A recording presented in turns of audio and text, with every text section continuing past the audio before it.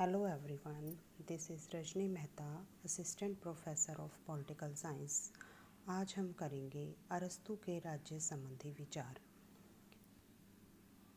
अरस्तू ने राज्य संबंधी विचारों में सबसे पहले राज्य की उत्पत्ति का वर्णन किया है। अरस्तू मानते हैं कि राज्य स्वाभाविक है। राज्य की उत्पत्ति मनुष्य की आवश्यकताओं की पूर्ति के लिए हुई। जिस प्रकार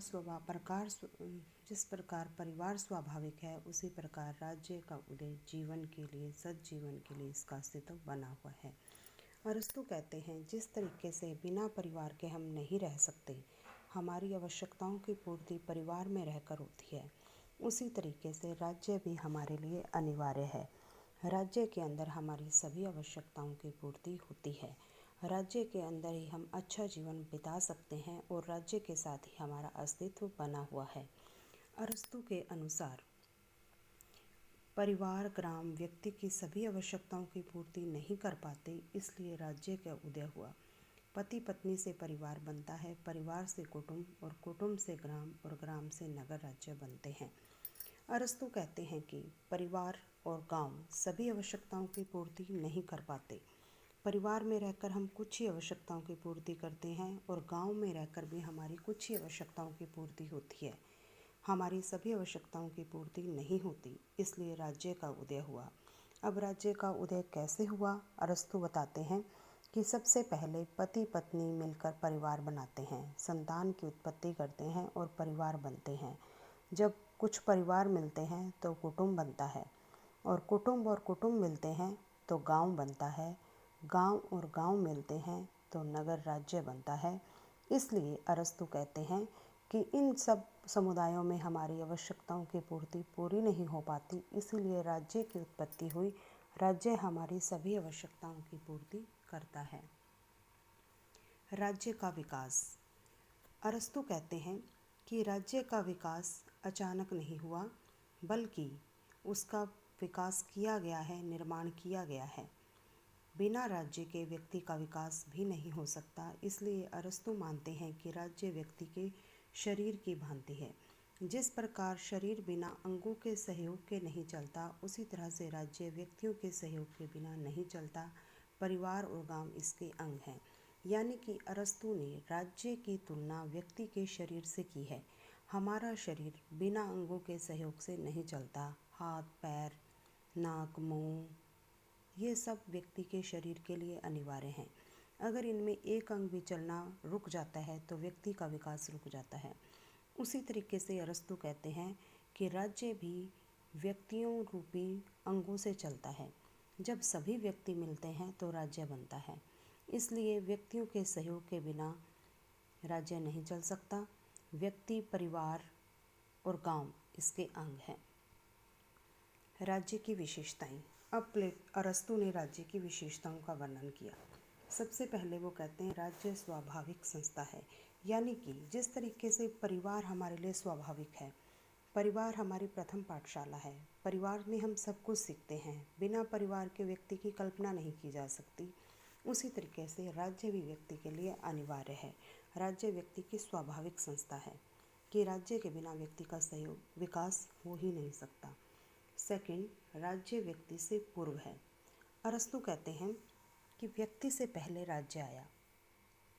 व्यक्ति के विकास के लिए राज्य पहले से ही उदय हो गया था, तभी व्यक्ति राज्य के अंदर रहकर अपना विकास कर पाया। व्यक्ति तो बिना राज्य के कुछ भी नहीं है। अरस्तू कहते हैं कि मनुष्य एक सामाजिक प्राणी है। बिना समाज के या तो वह पशु है या फिर देवता। नेक्स्ट, राज्य सर्वोच्च समुदाय है।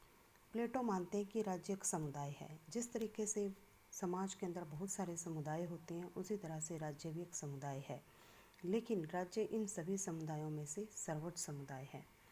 राज्य का स्वरूप जैविक है। जैसा कि मैंने पहले भी बताया कि अरस्तू मानते हैं कि राज्य का शरीर जीव के समान है, एक जीवधारी से उसकी तुलना करता है। जैसे कि एक व्यक्ति बिना अंगों के नहीं चल सकता, एक व्यक्ति का शरीर बिना अंगों के सहयोग के नहीं चल सकता, उसी तरीके से राज्य भी बिना व्यक्तियों के सहयोग से नहीं चल सकता।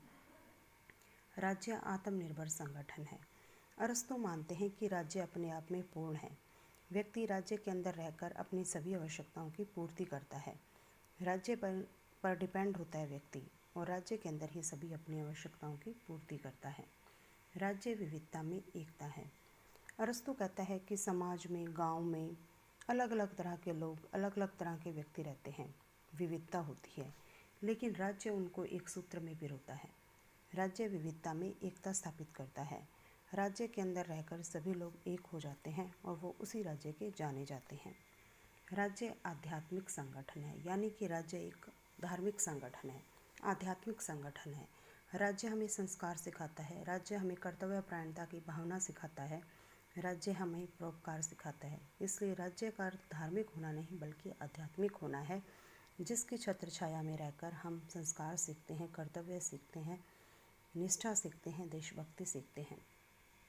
राज्य और शासन में भेद। आज के युग में लें हम तो राज्य अलग है और शासन अलग है, लेकिन अरस्तु ने राज्य और शासन में कोई भी फर्क नहीं किया। राज्य और सरकार उसकी नज़र में एक ही हैं। राज्य का क्रमिक विकास।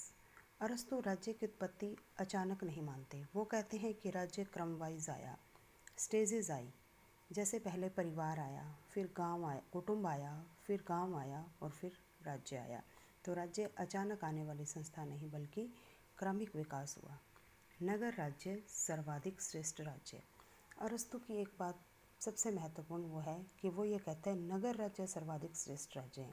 अरस्तु यूनान के रहने वाले थे, इसलिए वो कहते थे कि यूनान जो है वो सर्वाधिक श्रेष्ठ राज्य है।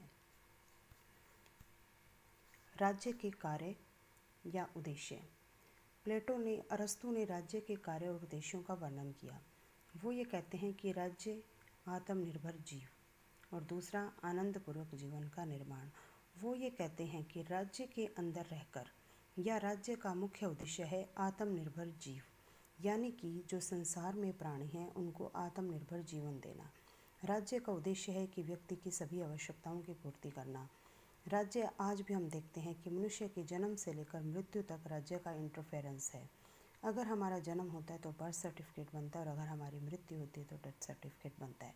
यानी कि हमारे हर कार्य में पालने से लेकर और अंतिम संस्कार तक राज्य का ही इंटरफेयर होता है। सेकंड, आनंदपूर्वक जीवन का निर्माण। अरस्तु कहते हैं राज्य का उदय जीवन के लिए हुआ और सत जीवन के लिए इसका अस्तित्व बना हुआ है। यानी राज्य का उद्देश्य है व्यक्ति को आनंदपूर्वक जीवन प्रदान करना। धन्यवाद।